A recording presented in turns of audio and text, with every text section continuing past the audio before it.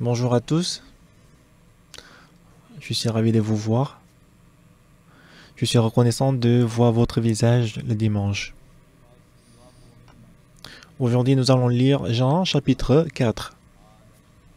Jean chapitre 4.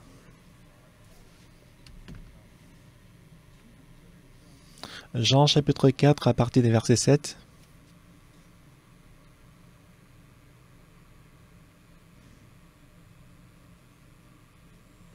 Si vous y êtes, je vais lire Jean chapitre 4 du verset 7 jusqu'au verset 19.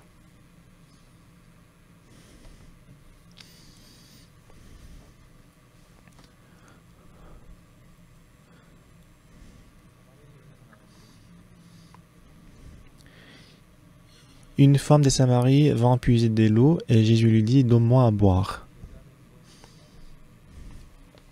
Car ses disciples étaient allés à la ville pour acheter des vivres.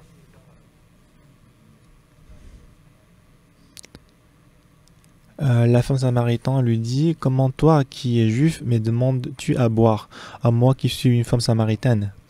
Les Juifs, en effet, n'ont pas de relations avec les Samaritains.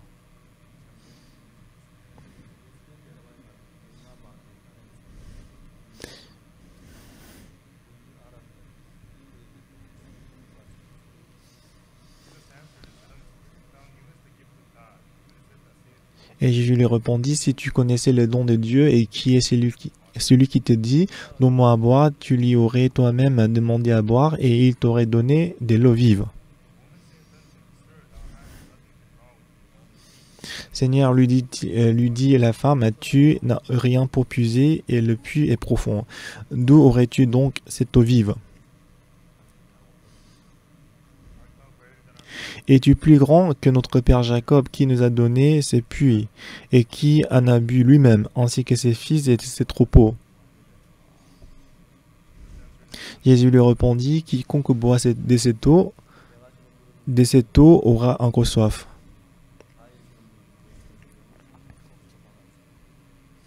Mais celui qui boira de l'eau que je lui donnerai n'aura jamais soif, et l'eau que je lui donnerai deviendra en lui une source d'eau qui jaillira jusque dans la vie éternelle. La femme lui dit, Seigneur, donne-moi cette eau afin que je n'ai plus soif et que je ne vienne plus puiser ici. Va, lui dit Jésus, appelle ton mari et viens ici.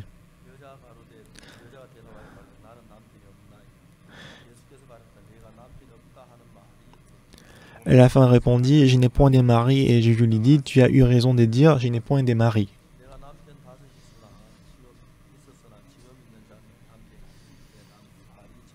Car tu as eu 5 maris, et celui que tu as maintenant n'est pas ton mari. En cela, tu as dit vrai. Seigneur, lui dit la femme, je vois que tu es prophète. Nous avons lu jusqu'au verset 19. C'est la conversation entre Jésus-Christ et la femme samaritaine. Apparemment, c'est une conversation normale. Mais c'est très intéressant de voir comment le cœur de la femme samaritaine et le cœur de Jésus-Christ coulent ensemble.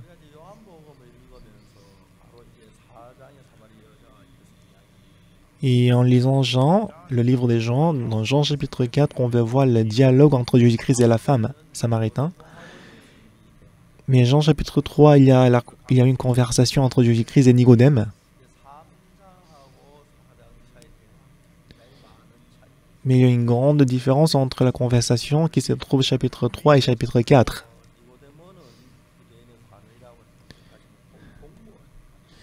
Et Nicodème, il était comme le fonctionnaire juif.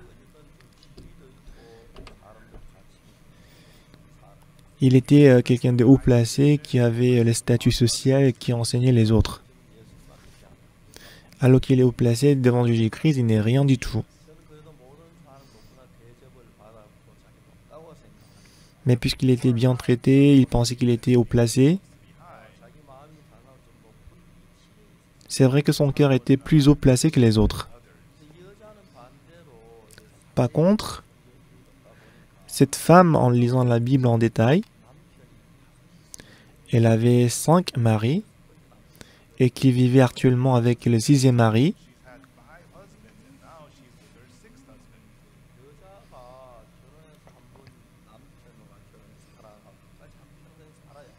Et une fois lorsqu'elle est mariée, elle doit vivre avec cet homme jusqu'à la fin de sa vie.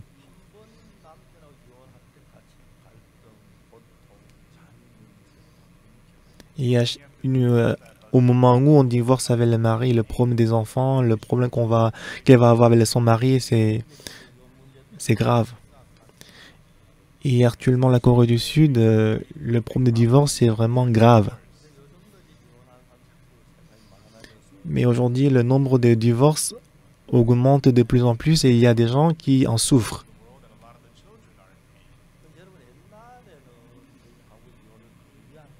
Il y a longtemps en Corée, presque personne n'a divorcé. Est-ce que c'est parce que le mari et les femmes ils étaient satisfaits qu'ils n'ont pas divorcé?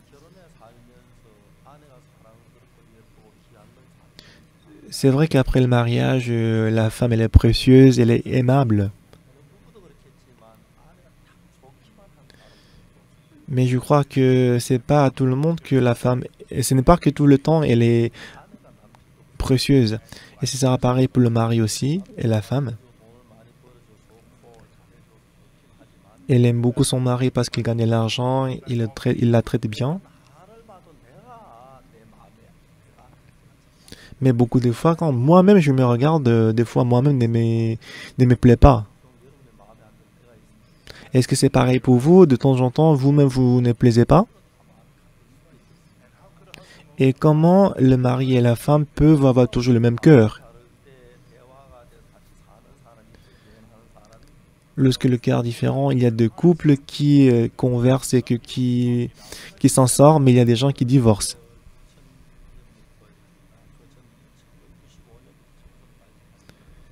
Depuis 1995, j'étais intéressé à la jeunesse, j'ai travaillé pour eux. Moi qui suis âgé, quand je vois la jeunesse, ça a l'air très magnifique. Dans mon église, Pasteur Kim Samuel, il est tout jeune. Il est très bon. Il est beau.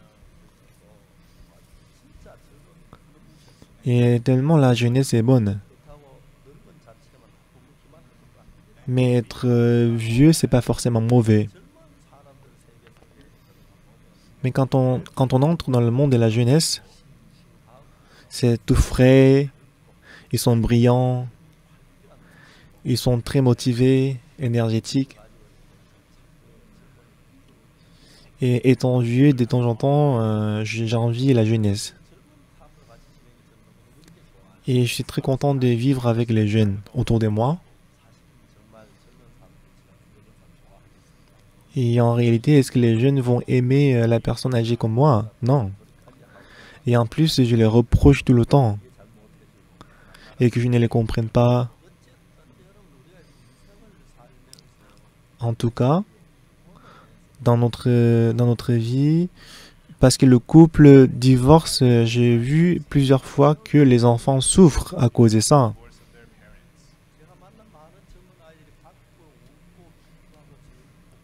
Et beaucoup d'enfants que j'ai rencontrés apparemment, ils jouent au football, ils rient.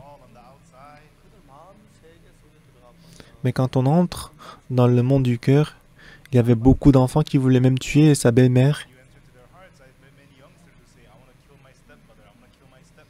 et qui voulaient tuer son beau-père.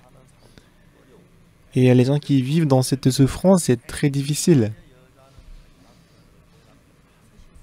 Et la femme samaritaine, elle avait 5 maris. Ce n'est pas qu'elle avait 5 maris à la fois. Premièrement, elle est mariée avec une personne, il était très bon, il a épousé. Mais puisque après ça ne va pas, elle a divorcé. Elle vivait avec le deuxième mari, elle a divorcé à nouveau.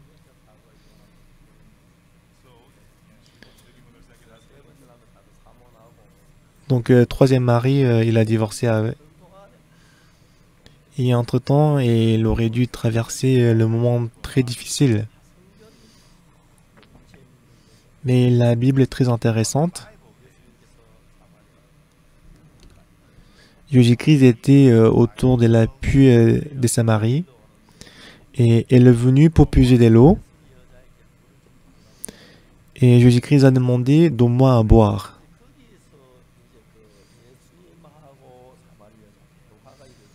Et c'est là qu'a commencé la conversation entre Jésus-Christ et la femme samaritaine. Jésus-Christ a justement demandé, donne-moi à boire. Mais la femme, en regardant Jésus, elle a posé la question. Comment toi qui es juif me demandes-tu à boire à moi qui suis samaritaine? Et c'est comme ça que la conversation a progressé. Le dialogue entre la femme, une femme et un homme, la personne qui a de l'eau et une personne qui a soif. Mais quand on entre plus profondément,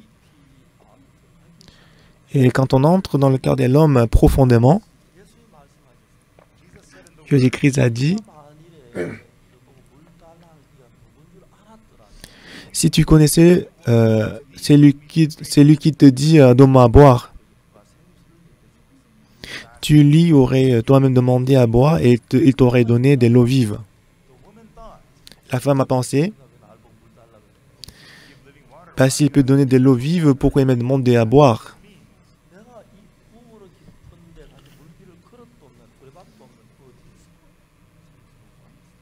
Mais je lui ai dit, cette eau, ce puits est profond, d'où aurais-tu donc cette eau vive? Et tu sais que notre ancêtre ont puisé de l'eau ici pour voir. Est-ce que tu es plus grand que notre Père? Jésus-Christ a dit, quiconque boit de cette eau n'aura encore soif. Mais celui qui boira de l'eau que je lui donnerai n'aura jamais soif. Et l'eau que je lui donnerai deviendra en lui une source d'eau vive. Et elle a écouté quelque chose de très étonnant. Alors quand on est en train de raconter, si c'était une personne, une femme normale, c'est une blague. Comment est-ce qu'on peut trouver de l'eau? Ces gens de l'eau, ça n'a pas de sens, c'est ridicule. Mais si on voit la conversation entre Jésus-Christ et Nicodème et Jésus-Christ et la femme samaritaine,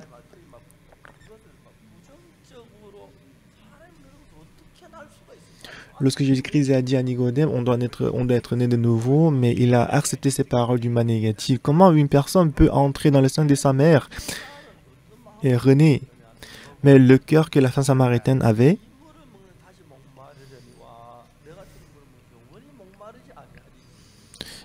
quiconque boit de cette eau aura encore soif, mais celui qui boira de l'eau que je lui donnerai n'aura jamais soif. Mais apparemment, c'est ridicule, mais qu'est-ce qu'elle a dit? Seigneur, donne-moi cette eau afin que je n'ai plus soif et que je ne vienne plus puiser ici. Je ne vienne plus puiser ici.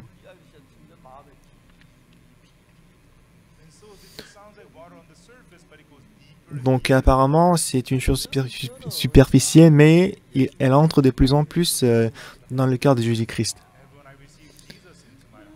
J'ai accepté Jésus-Christ dans mon cœur. Et quiconque vous rencontrez, il y a une personne négative, il y a une personne positive. La personne comme Nicodème, ça n'a pas de sens. Comment est-ce qu'on peut entrer à nouveau dans le sein des mamans? Par contre, cette femme,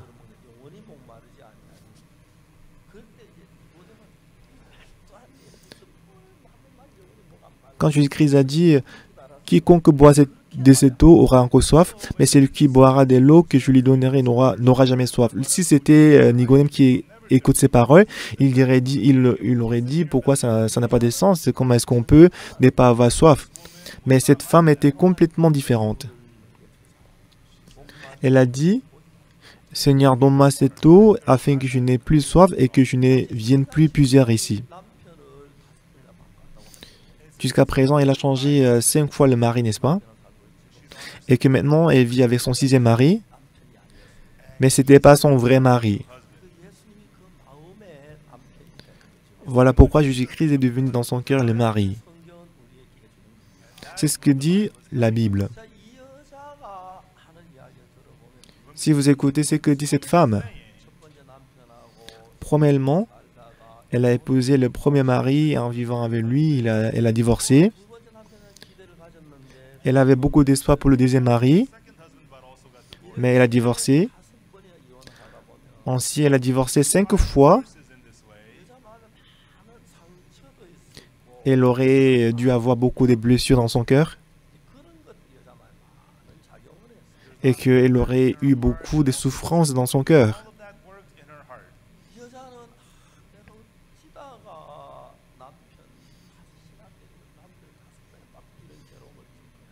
Et la femme, elle s'est demandé pourquoi j'ai dû traverser toute cette difficulté d'échanger 5 fois le mari.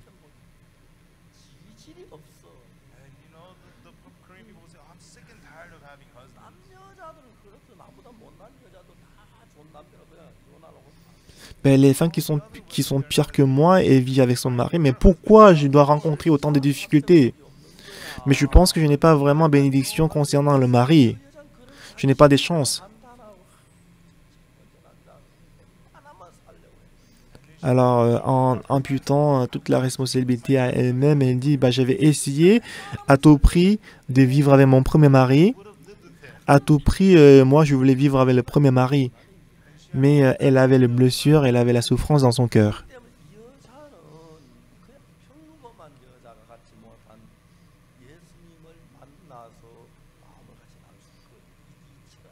Et à travers toutes ces difficultés-là, elle a pu arriver à la position où elle peut écouter la parole de Jésus-Christ. Une fois, j'ai assisté à la retraite au centre de la retraite à Dedok. Ça fait déjà 10 ans.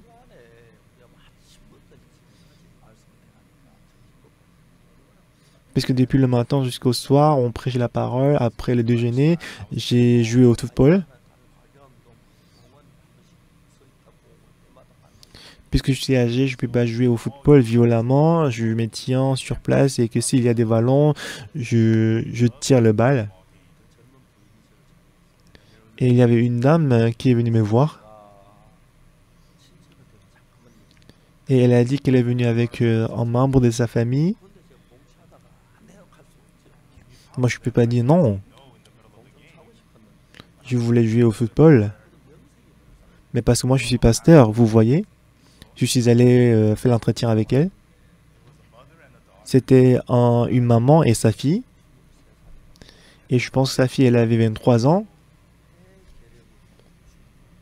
Et à cause de tuberculose pulmonaire, elle était en train de mourir.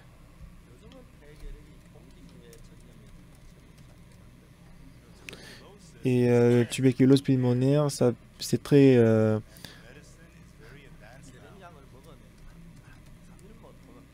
contagieuse. Mais si vous prenez le médicament pour le tuberculose pour 2 ou 3 jours, ça s'améliore. Et peut-être vous allez penser que je suis déjà guéri si vous arrêtez de prendre le médicament. Mais il y a toujours des microbes de tuberculose qui ne sont pas morts, qui restent dans le corps. Et ces genres de microbes de tuberculose, ils ont des anticorps. Ils ont des anticorps contre le médicament. Même si vous aviez pris les médicaments au départ, si la tuberculose récidive, il n'y a plus de moyens de traiter cette maladie. On doit mourir de tuberculose. Et c'était le cas pour cette mère et sa fille. Et à cause de la tuberculose, son père était décédé. Et sa mère, elle a perdu la moitié du poumon à cause de la tuberculose. Et sa fille, elle était en train de mourir. Elle pesait 53 kilos au départ. Après 50, 48. Et le poids diminuait de plus en plus. Et quand j'ai rencontré la dame, elle avait à peu près 25 qu'elle pesait à peu près 25 kilos. Donc en face de la mère et la fille, j'ai causé avec eux, discuté avec eux. Et le membre de famille qui les a ramenés à la retraite, elle avait elle avait le cœur très humble, mais la mère et la fille, elles n'étaient pas du tout intéressées à croire en Jésus-Christ. Et la fille, surtout, elle n'était pas du tout intéressée à la parole de Dieu. Donc, du coup, je ne pouvais pas prêcher tout ce que je voulais prêcher. On s'est dit, la prochaine fois, on va continuer. On a terminé l'entretien. Et après, je suis parti pour le revoir, mais elles étaient parties. J'ai appris qu'elles étaient déjà parties. Moi, je n'avais pas leur numéro de téléphone. Je ne connaissais pas leur adresse. Et ça faisait vraiment mal au cœur. Si cette fille, elle croit en Jésus-Christ, si elle reçoit la grâce de Dieu, mais il n'y avait rien que je pouvais faire pour eux. Le temps passé, je pense que c'était après 5 mois, c'est sa maman qui m'a appelé. Pasteur, est-ce que vous êtes disponible demain? Ah oui, je suis disponible de 15h jusqu'à 16h. Et elle est venue me voir. C'est la mère et sa fille. Donc j'ai commencé l'entretien avec eux. Et sa fille, elle s'appelait Nam Mison. J'ai dit Mison. Avez-vous entendu l'histoire que quelqu'un a cru en Dieu qu'il était guéri de la maladie? Mais elle détestait Dieu. Elle dit, ça ne me regarde pas.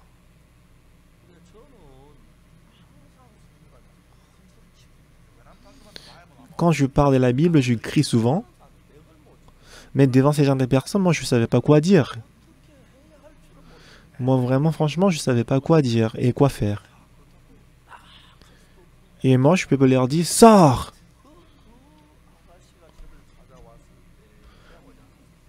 Et lorsque la dame elle est venue me voir, je ne pense pas qu'elle est venue justement pour me voir. Donc si ça ne marche pas, elle peut même perdre sa vie. Mais ces jours-là, moi je me disais, je voyais à quel point j'étais faible.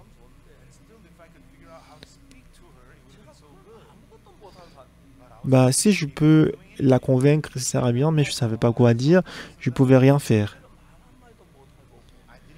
Je ne pouvais même pas dire un mot. Et elle n'écoutait pas non plus la parole. Le temps s'est écoulé, ils sont partis à nouveau.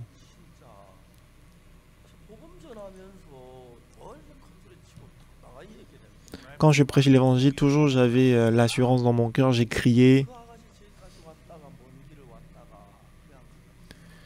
Mais quand je voyais qu'ils étaient venus de loin, mais ils sont retournés sans accepter Jésus-Christ dans le cœur, ça faisait mal au cœur. Donc j'étais un peu déçu. Et quand je voyais moi-même, j'avais trop de manquements et j'étais faible. Mais je ne pouvais même pas crier sur elle et je ne pouvais pas les reprocher. Mais je me demandais si c'était un autre pasteur qui était à ma place, qu'est-ce qu'il aurait fait? Et 10 jours après, j'ai reçu un coup de fil. Pasteur, est-ce que vous êtes disponible demain? Oui, bien sûr. Venez à telle heure. Ils sont venus. Mais ils venaient, mais j'avais l'inquiétude. Qu'est-ce que je dois faire? Qu'est-ce que je dois dire pour que je puisse changer son cœur? Pour le faire écouter l'évangile. Donc, ils sont venus. Sa maman était assise et sa fille était assise à côté. Et moi, j'étais en face d'elle. Et j'ai utilisé toutes les méthodes. Moi, j'ai utilisé toutes mes méthodes. Ben, je lui dis, Missan, tu es fatigué, n'est-ce pas? Je vais parler très brièvement, juste pour 30 ou 40 minutes. Je vais parler tout en détail. Écoute seulement ces parties, d'accord? Donc, j'ai fait tout mon mieux pour la convaincre. Est-ce que vous comprenez? Mais si elle ne m'écoute pas cette fois-ci, j'avais plus envie de les voir. Pasteur ne doit pas penser comme ça, mais des fois, pasteur, comme elle est heureux, si je veux perdre ces personnes dont j'ai vraiment décidé dans mon cœur.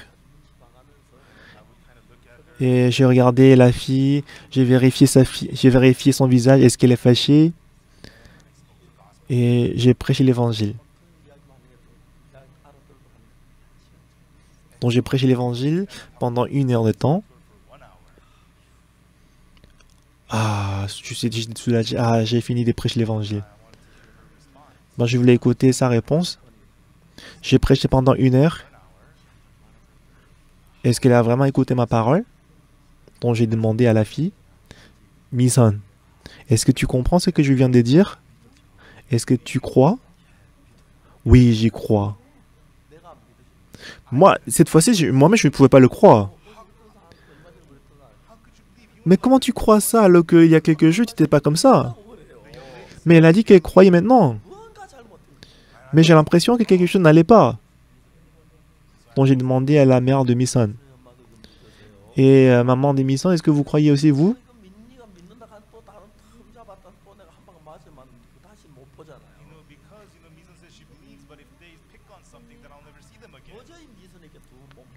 Moi, je ne pouvais pas demander la deuxième fois. Et j'ai demandé à la maman de Misan, est-ce que vous croyez? Et il a dit, oui, pasteur. Nos péchés sont lavés. Donc, je pouvais voir que la parole est entrée dans leur cœur. C'était comme le rêve. Parce que moi, je me disais que ça marchera jamais. La maman d'Emison, elle commençait à parler. Parce qu'il y a quelques jours, je suis allé à l'hôpital. Et après le traitement, il est sorti de l'hôpital. Et le docteur, il a voulu voir la maman d'Emison. Donc, maman d'Emison, elle est entrée dans la chambre avec le docteur. Et le docteur lui a dit,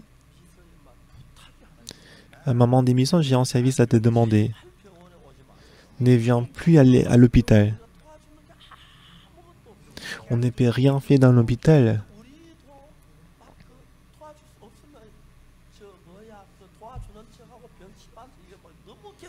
Nous aussi, on ne peut rien faire, mais on fait semblant comme si on est en train de vous aider. C'est souffrance aussi. Aucun médicament ne marche pour elle. Si on peut peut-être l'aider, en quelque sorte, on peut le faire. Mais c'est comme si on fait des mensonges. C'est pour ça que ça nous fait souffrir beaucoup. S'il vous plaît, ne viens plus à l'église, à l'hôpital. Il n'y a plus de médicaments. Il n'y a plus de moyens pour la traiter. Ne venez jamais aller à l'hôpital. Et la maman d'Emison, elle a dit d'accord, j'ai compris. Elle est sortie de l'hôpital. Donc elle a pris sa fille à la maison. Elle est ressortie, elle est toute seule de la maison. Et ces jours-là, il pleuvait. Étant mouillée de la pluie, elle commençait à marcher dans la rue. Maintenant, elle voyait que sa fille devait mourir.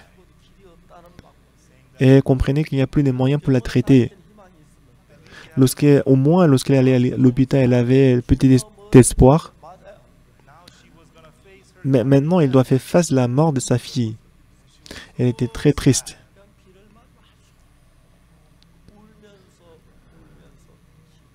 Étant mouillée de la pluie, toute la journée, elle marchait en pleurant dans la rue. Misan, si tu meurs, comment est-ce que je peux rester tout seul dans ce monde? Mais il n'y avait pas de moyens pour la traiter. Elle ne pouvait pas cesser de pleurer. En pleurant toute la journée, étant mouillée de la pluie, elle marchait et marchait dans la rue. Et le soir, elle devait retourner à la maison. Et en retournant à la maison, et s'est souvenu et elle s'est rappelée d'un voyant, dont elle est allée voir le voyant. Alors elle a demandé à ses voyants comment est-ce que je dois faire pour sauver Mison. Moi je ferai tout ce que tu dis faire. Bah si je peux sauver ma fille, je peux donner ma vie, je peux donner tout l'argent que j'ai. Enseigne-moi comment sauver ma fille, Mison. Voyant, la voyante, elle souriait. Elle a dit il y a deux façons de sauver Mison. Donc elle était très contente. Raconte-moi, dis-moi deux méthodes. La voyante, elle a dit, Madame,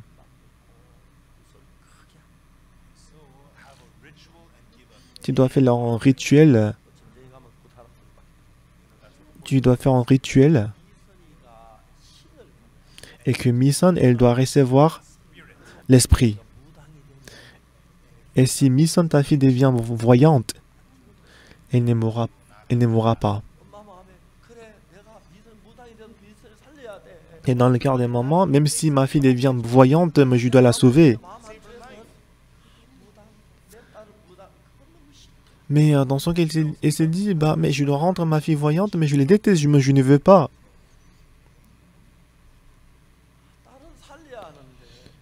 Et elle voulait sauver sa fille. Mais comment est-ce que je peux rendre ma fille voyante? Mais s'il n'y a pas d'autre moyen que ça, peut-être je peux le faire. Moi, je ne vais pas rendre ma fille une voyante. Alors la maman a demandé à la voyante, tu avais dit qu'il y a deux méthodes, c'est ça? Oui, c'est ça. Donc la première méthode, c'est de devenir la voyante. Et deuxième méthode, c'est quoi? Et la voyante, en souriant, vous savez ce qu'elle a dit? Ce qu'elle a dit? Elle a dit, crois en Jésus-Christ. Et elle aussi, elle détestait Jésus-Christ. Mais Jésus-Christ était meilleur que la voyante. Ah, du coup, on doit croire en Jésus-Christ. Alors, pour sa fille, elle a décidé de croire en Jésus-Christ qu'elle détestait. Ok, moi je vais croire en Jésus-Christ. Il faut que je croie en Jésus-Christ. Si je crois en Jésus-Christ, ma fille va être sauvée. Donc, maman, elle est retournée à la maison. Mison, elle était en train de dormir. Elle a serré la main de Mison. Elle a prié devant Dieu. Ah, Seigneur. Pensant que si Mison s'est réveillée, elle va se fâcher. Elle a dit d'une voix basse, Seigneur, sauve ma fille. Ah, sauve ma fille Mison. Et le lendemain, maman, elle a dit à sa fille Mison. Mison. Oui, maman. J'ai une chose à te dire. Ah, maman, allez-y, qu'est-ce que tu veux dire?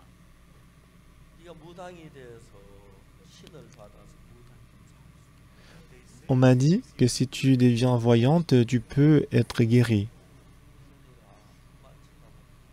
Mais Mison, en voyant sa mère, elle a dit, mais maman, tu veux que je devienne la voyante? Moi, je ne le veux pas, je le déteste.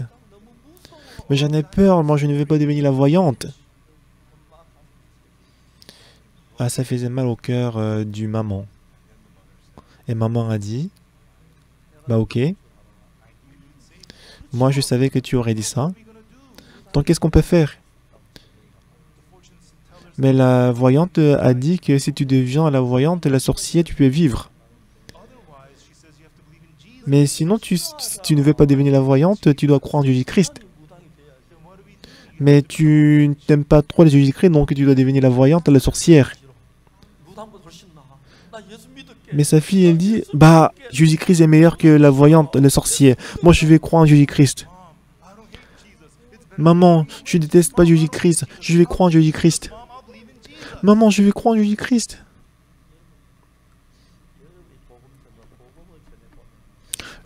Lorsque vous prêchez l'évangile, vous pouvez voir comment Dieu est en train de tirer les gens aux côtés de Dieu. Maman de Mison, elle n'était pas au départ intéressée à Dieu. Et Mison, elle détestait Dieu et Jésus-Christ. Mais un jour, Mison, elle a dit à sa maman, maman, je ne veux pas devenir sorcier, je ne veux pas être voyante, je vais croire en Jésus-Christ. Moi, je vais croire en Jésus-Christ. Ces jours-là, les deux ils sont venus pour l'entretien avec moi. Et moi, je savais pas que c'était passé comme ça. Et Mison, elle a dit qu'elle croit en Jésus-Christ. Et lorsqu'elle a dit qu'elle croit, moi, je n'y croyais pas, moi. Est-ce que vous croyez? Oui, pasteur, on y croit. Oui, pasteur, on y croit. Jésus-Christ, il avait tous nos péchés. Après, elle m'a raconté tout ce qui s'était passé. Ah, Dieu, c'est toi. Ce n'est pas nous qui rendons témoignage, mais c'est Dieu qui agit, qui travaille. Ah, Dieu, tu as aimé ces gens, ces personnes. Mison a reçu le salut. Moi, je ne pouvais pas croire. Moi, je ne pouvais pas oublier.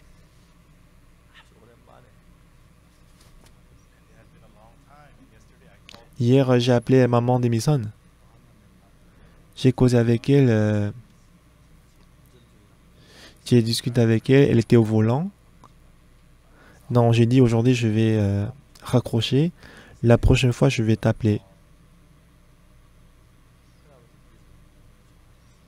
Donc, depuis ces jours-là, Mison s'est beaucoup rétablie.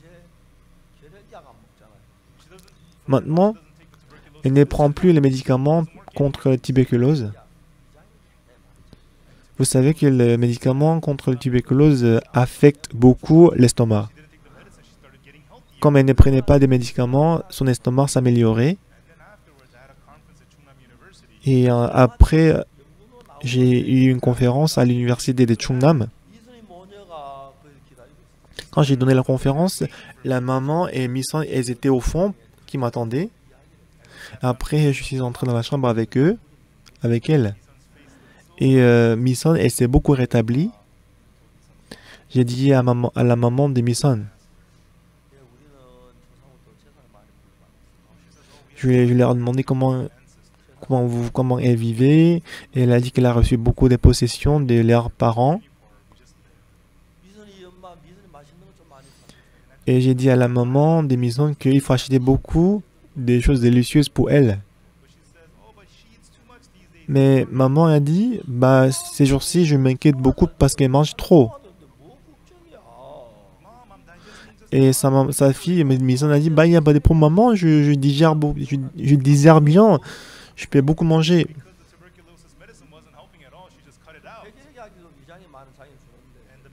Et parce qu'elle prenait des médicaments contre l'estomac, ça a beaucoup affecté l'estomac, qu'elle ne pouvait pas bien manger. Comme elle a arrêté les médicaments, elle mangeait beaucoup. Et elle était très joyeuse. Comme moi, je ne vivais pas dans la même ville qu'eux, beaucoup de temps s'est passé. Beaucoup de temps s'est passé. Un jour, j'ai reçu un coup de fil que Mison s'est beaucoup rétablie. Elle était joyeuse, mais j'ai écouté la nouvelle qu'elle est retournée à Dieu. Hier, je ne pouvais pas dire d'autre chose. Mais j'ai discuté avec elle, mais je vois qu'elle ne fréquentait plus l'église. Quand je vois ces genre de choses,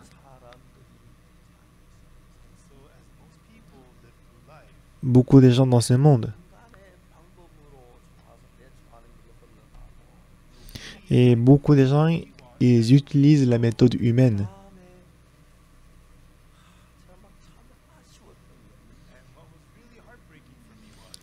Ce qui faisait du mal dans mon cœur, c'est que s'ils étaient près de notre église, s'ils fréquentaient notre église, si Mison avait la foi dans son cœur à travers la parole,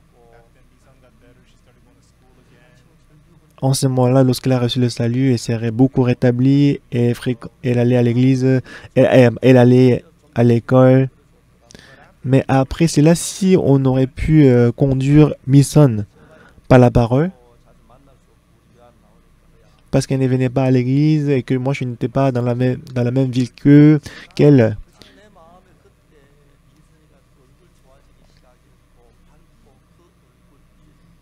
Moi, dans mon cœur, je ne peux pas oublier l'image d'Émission qui s'est rétablissée, qui était joyeuse.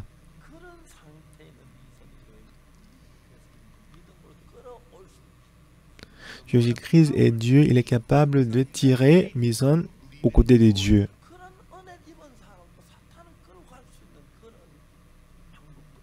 Alors que ces gens de personnes, ils ont reçu la grâce de Dieu, mais Satan, il a la ruse de tirer, entraîner ces gens.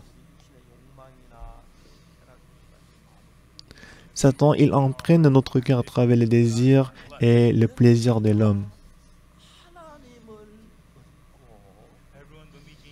Lorsque nous obtenons Dieu, lorsque nous prenons Jésus-Christ et Dieu comme notre maître, en adorant Dieu, on vient à l'église, on écoute la parole de Dieu et on parle de la parole. Ah, pasteur, ces paroles étaient vraiment... Ça a touché mon cœur. Dans l'église, notre foi se développe. On finit l'université, on se marie, on a des enfants. Pour cette vie précieuse, je vois que Jésus-Christ, il entraîne, il conduit les gens. Ils n'étaient pas des gens qui pouvaient recevoir le salut. Parce qu'elle montrait directement qu'elle détestait Dieu. Cependant, Dieu a agi, il a travaillé pour changer le cœur. Et ils les ont amenés à Jésus-Christ. Même s'ils sont venus auprès de Dieu, mais Satan, il n'abandonne pas. Mais Satan, il fait tout ses mieux pour entraîner ces gens. Les gens qui avaient reçu le salut et qui étaient contents, qui connaissaient que Jésus-Christ. Ils s'éloignent de Dieu. Il ne vient plus à l'église. Il ne lit plus la Bible. Et la vie devient très occupée.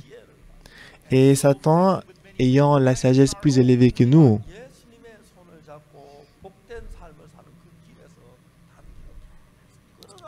alors qu'au départ, on serrait la main de Jésus-Christ et qu'on marchait avec lui, mais Satan, il nous trompe continuellement pour qu'il puisse nous orienter à notre chemin. Tout récemment, j'ai fait l'interview avec la chaîne de télévision des Fidji. Et la personne qui m'a interviewé, il m'a demandé la question concernant en Jean chapitre 1, verset 9. En Jean chapitre 1, verset 9, si nous confessons nos péchés, il est fidèle et juste pour nous les pardonner et pour nous purifier de toute iniquité.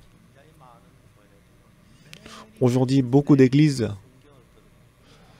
ils mettent en avant ces versets bibliques. Ils disent que si on confesse nos péchés, Jésus-Christ, Dieu va nous pardonner et nous purifier. Cette parole n'est pas erronée.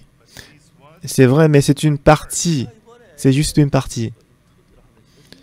Et quand j'ai fait l'interview avec la station de télé des Fidji, c'est ce que je dis. Si on voit Lévitique chapitre 4, il s'agit du sacrifice d'expiation. Si on voit Lévitique chapitre 4, 27, là on a expliqué comment le péché est lavé. Si quelqu'un du peuple qui a péché involontairement en faisant contre l'un des commandements de l'Éternel des choses qui ne doivent point se faire et en se rendant ainsi coupable, et qu'il vienne à découvrir le péché qu'il a commis, il offrira en sacrifice une chèvre, une femelle sans défaut pour le péché qu'il a commis. Il posera sa main sur la tête de la victime expiatoire, qu'il égorgera dans le lieu où l'on égorge les holocaustes. Le sacrificateur prendra avec son doigt du sang de la victime et l'en mettra sur les cônes de l'autel des holocaustes. Et il répandra tout le sang au pied de l'autel. Et ensuite, le sacrificateur, qu'est-ce qu'il doit faire?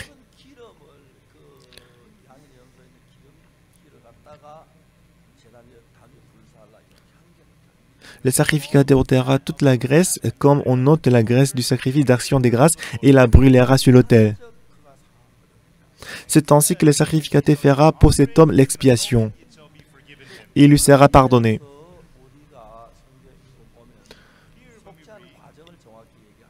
Ici, on a expliqué en détail comment le péché est lavé et pardonné. Donc, à ceux qui découvrent le péché qu'elle a commis,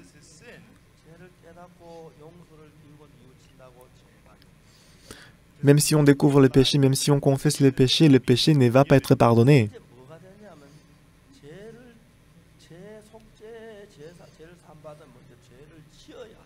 Alors, pour recevoir le pardon des péchés, tout d'abord, on doit commettre le péché et on doit se rendre compte qu'on est coupable.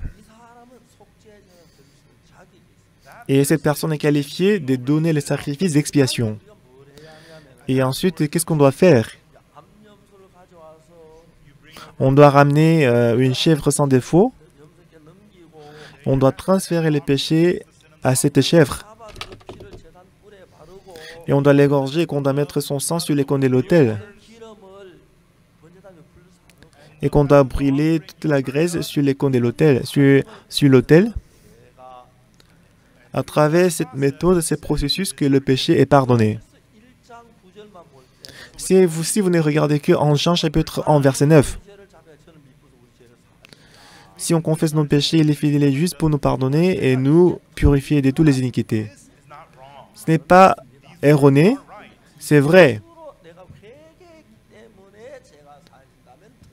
Mais si c'est parce que j'ai confessé le péché que le péché est lavé, c'est faux. À travers ces processus, si on découvre le péché, parce que le salaire du péché, c'est la mort. Sans payer la mort, le péché ne peut jamais être pardonné. Et pour que le péché soit lavé éternellement, il faut que Jésus-Christ meure sur la croix. Mais si on découvre le péché, que si on confesse le péché est lavé, Jésus-Christ n'a plus besoin de mourir sur la croix. Le péché est lavé à travers l'amour de Jésus-Christ ou à travers la confession du péché. Ce n'est pas les deux. Si on dit précisément, c'est le sang de Jésus-Christ qui fait l'expiation. Ce n'est pas la confession du péché qui lave le péché.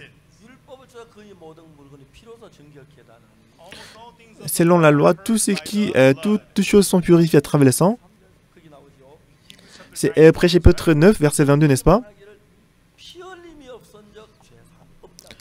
Il dit, sans l'effusion des sangs, il n'y a pas de pardon.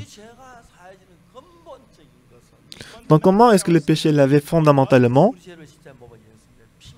C'est par le sang de Jésus-Christ, pour nous. Donc Jésus-Christ a versé son sang pour nous. Alors premièrement, on doit découvrir qu'on est pécheur. Et on se répand et on confesse qu'on est pécheur.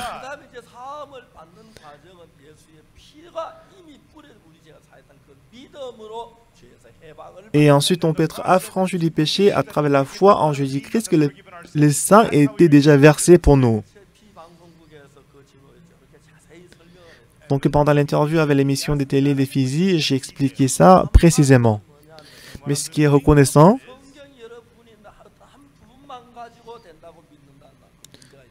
dans la Bible, il y a plusieurs morceaux, mais si on est regardé qu'un seul morceau, qu'une seule partie, et qu'on pense comme ça, c'est faux. Premièrement, tout d'abord, on doit commettre le péché pour être pardonné. Et ensuite, on doit découvrir qu'on est pécheur.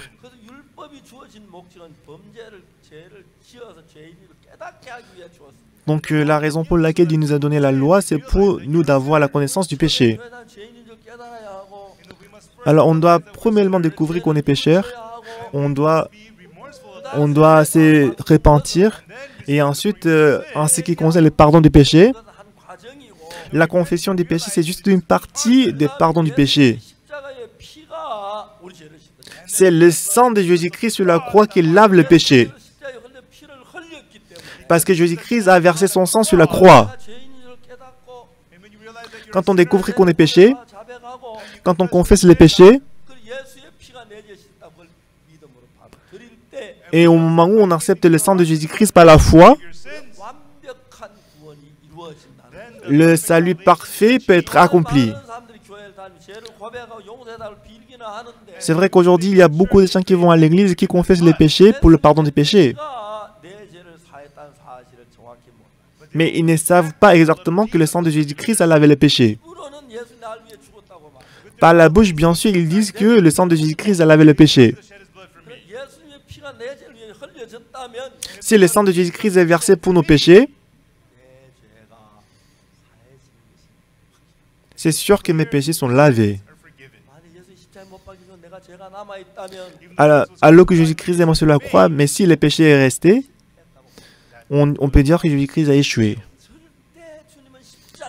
Cependant, Jésus-Christ n'a jamais échoué sur la croix. Il a lavé parfaitement nos péchés sur la croix. Que vous sachiez ou pas, Jésus-Christ a déjà lavé tous les péchés.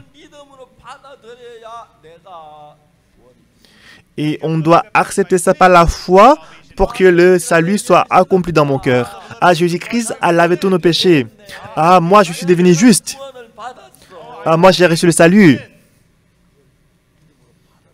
On doit accepter ça par la foi.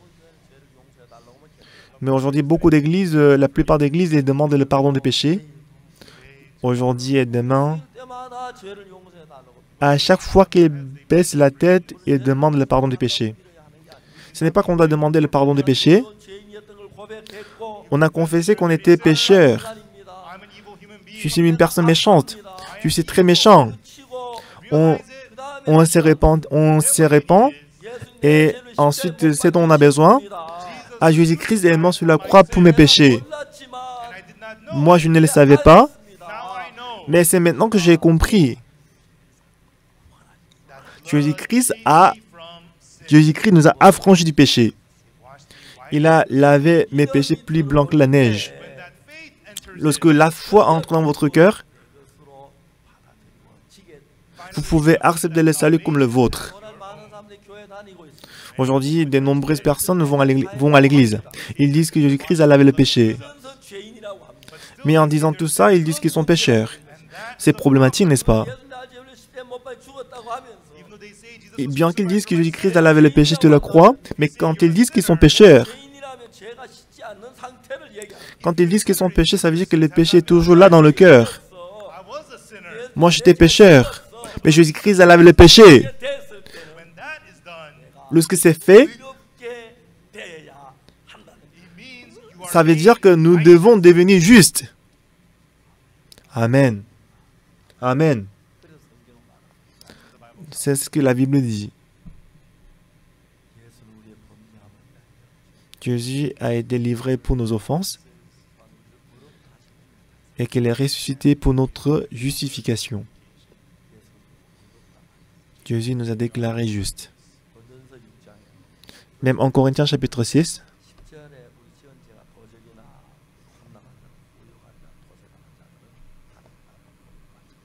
dans le verset 10, on dit que ni les voleurs, ni les cupides, ni les ivrognes, ni les outragés, ni les ravisseurs n'hériteront le royaume de Dieu.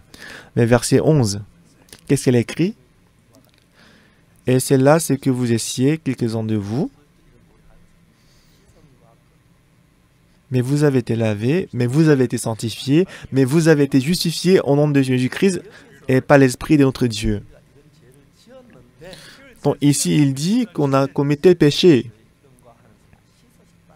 Mais au nom du Seigneur Jésus-Christ et par l'Esprit de notre Dieu, ces péchés sont lavés. Nous avons été justifiés. C'est très intéressant, n'est-ce pas? Vous avez commis le péché, mais vous avez été lavés. En anglais, on dit but.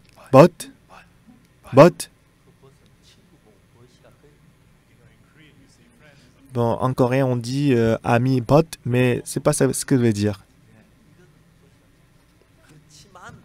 Mais en anglais, bot, ça veut dire mais, vous avez commis le péché, mais, vous êtes méchant, mais, vous avez volé, vous êtes cupide, vous êtes ivrogne, vous êtes outragé, mais, vous avez été lavé, mais, vous avez été sanctifié, mais, vous avez été justifié au nom du Seigneur Jésus-Christ et pas l'Esprit de notre Dieu. Aujourd'hui, Satan, il trompe beaucoup de gens. Il nous a attachés dans le péché. Beaucoup de gens, ils vont à l'église et ils disent « Seigneur, merci, pardonnez-nous ». Ça veut dire qu'ils ne croient pas au sang de Jésus-Christ. La Bible dit clairement que vous avez commis le péché. Oui, vous avez commis le péché. Mais vous avez été lavé. Mais vous avez été sanctifié. Mais vous avez été justifié. Nous devons croire à cette parole. C'est ça le résultat de la croix. Si Jésus-Christ est mort sur la croix, et si nous sommes demeurés, si on est là en tant que pécheurs, ça veut dire que Jésus-Christ a échoué. Ce qui fait mal au cœur, c'est ce que font beaucoup d'églises aujourd'hui.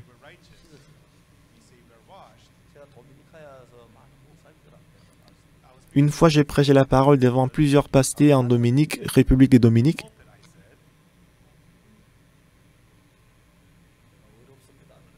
Dont j'ai leur dit que je suis juste.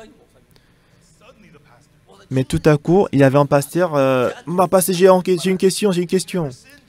Est-ce que vous ne commettez plus le péché? Vous n'avez pas menti? Donc, ils m'ont posé toutes ces questions.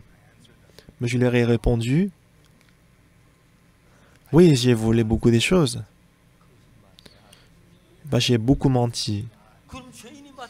Ça veut dire que vous êtes péché, pasteur. Comment vous dites que vous êtes juste? Donc j'ai expliqué. Mais Dieu m'a déclaré juste.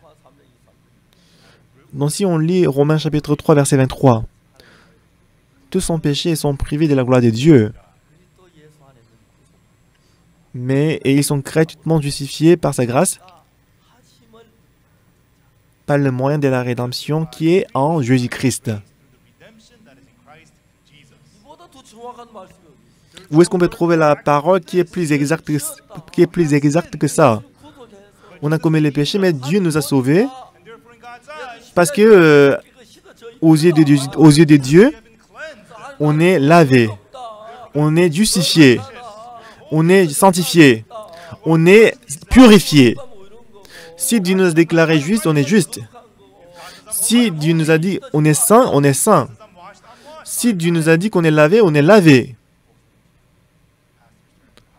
Les pasteurs sont devenus tranquilles. Il y avait quelqu'un qui dit Amen. Et tous les pasteurs, soudainement, ils s'est précipité vers moi. Ils m'ont demandé pasteur, donnez-moi ton autographe. Est-ce que je peux prendre la photo avec vous, pasteur? C'était merveilleux. J'étais très reconnaissant. Donc Dieu nous a aidés dans plusieurs aspects pour prêcher cet évangile. À travers l'Internet, à travers plusieurs stations de télé. Pour nous, il y a 30 ans, nous avons déjà ouvert le monde de l'Internet. Pour ceux qui pour ceux qui ont de l'empêchement le dimanche de venir à l'église, à travers l'Internet, ils peuvent suivre le culte. Depuis 30 ans, on a fait ça, on a fait le culte en ligne. Donc, ce n'est pas que Dieu nous a donné la sagesse, mais par la grâce de Dieu, nous avons commencé. Nous avons fait ça.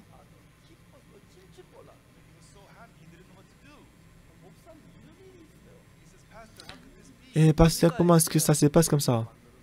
Nous avons créé un site web. Et on voulait nommer le site web Good News, la bonne nouvelle. Alors on s'est demandé, est-ce que quelqu'un a déjà pris le domaine? le site, le nom. Et Pastillon, qui a créé notre site web de notre émission, il s'est rendu compte que personne n'avait utilisé le nom Good News, donc il était très content. Et après, on a fait le concours de parler l'anglais. Et on était en ce moment-là à Daejeon. On a, on a enregistré notre association IYF, IYF comme ONG. Et le responsable de l'ONG, il est venu pour voir notre bureau. Et à l'époque, on faisait le concours de parler l'anglais.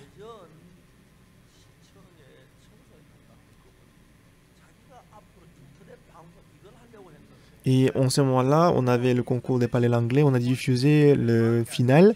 Et la personne qui était en charge de la jeunesse de l'hôtel de ville, et en voyant qu'on déjà on diffusé le concours de parler l'anglais en ligne, il dit: ah, ce que je veux faire, est-ce que vous pouvez m'aider pour faire tout ça? Donc il a facilité notre enregistrement de l'association en échange de l'aide qu'on va faire pour eux. Depuis l'an 2000, on a commencé l'émission en ligne. Par la grâce des dieux, tout cela marchait merveilleusement. Je pense que Dieu savait déjà que le coronavirus arriverait dans le monde. La dernière fois, quand on a fait le culte des Pâques, avant, on voulait louer le stade de baseball en salle, tel que Gochok Sky Dome, pour faire le culte des Pâques, mais à cause du coronavirus, on ne pouvait pas louer la salle. Et qu'on a tenu le culte des Pâques en ligne, et le responsable de l'émission, ils ont dit qu'il y avait 2 millions de personnes qui étaient connectées en ligne. Il y avait en tout 6 millions de personnes qui étaient connectées pour regarder le culte des Pâques tôt le matin, dans l'après-midi et le soir. Quand on fait le culte des Pâques, en général, 20 000 personnes ou 30 000 personnes venaient à la salle pour faire le culte.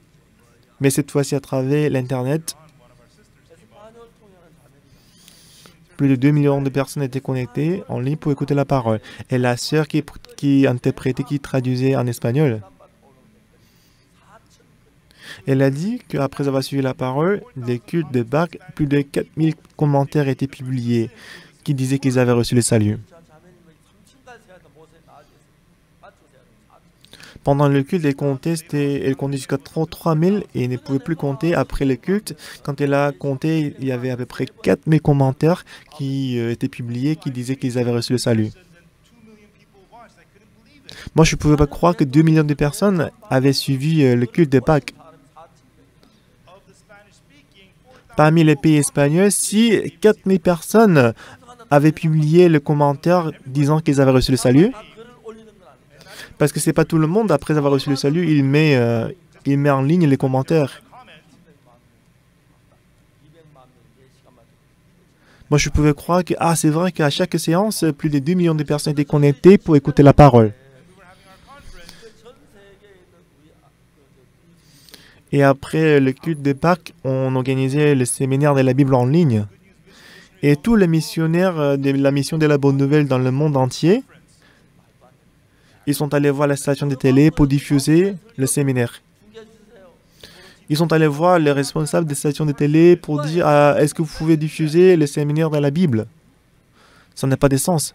Mais merveilleusement, beaucoup de stations de télé, ils ont diffusé le séminaire. Au départ, c'était 130 millions de téléspectateurs.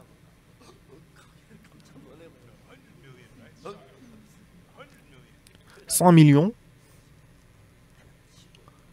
Et après, ça a monté jusqu'à 1 milliard de téléspectateurs. Et tôt le matin aujourd'hui,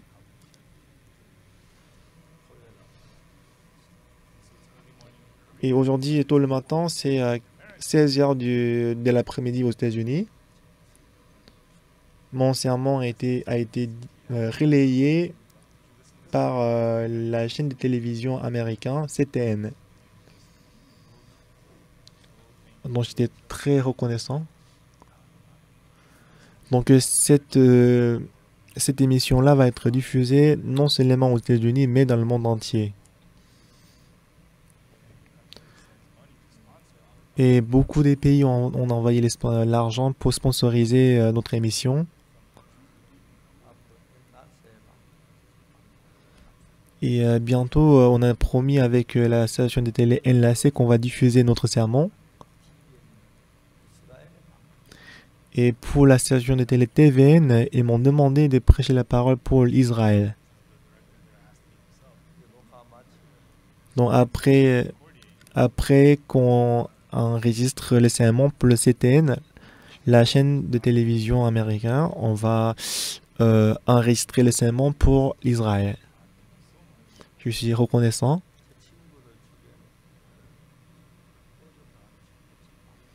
Donc mes amis autour de moi, il y a beaucoup d'amis qui sont en difficulté. Aussi, la plupart d'eux, ils sont déjà morts. Ils étaient vraiment des bonnes personnes, ils étaient meilleurs que moi. J'étais le plus pitoyable. Mais je suis reconnaissant que je peux prêcher l'évangile. Moi, je ne peux pas exprimer à quel point je suis reconnaissant à Dieu. Et notre église, on va unir notre cœur, qu'on va prêcher l'évangile. Je rends gloire à Dieu. À présent, nous allons avoir le temps de prier individuellement. On va prier individuellement.